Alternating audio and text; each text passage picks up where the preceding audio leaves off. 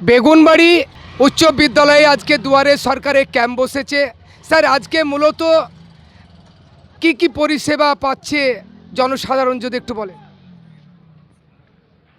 পশ্চিমবঙ্গ সরকারের উদ্যোগে বিভিন্ন সময়ে দুয়ারে সরকার ক্যাম্প অনুষ্ঠিত হয়। এবারও গত 24 তারিখ থেকে এই সেশনটা শুরু হয়েছে।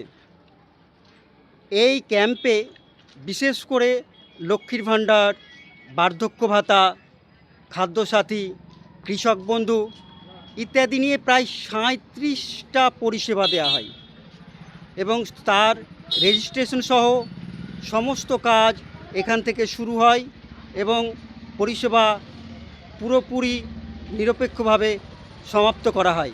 স্যার, আপনার পরিচয়টা একটু দেবেন। আমিনুল ইসলাম, সেক্রেটারি, বেগুনবাড়ি গ্রাম পঞ্চায়েত।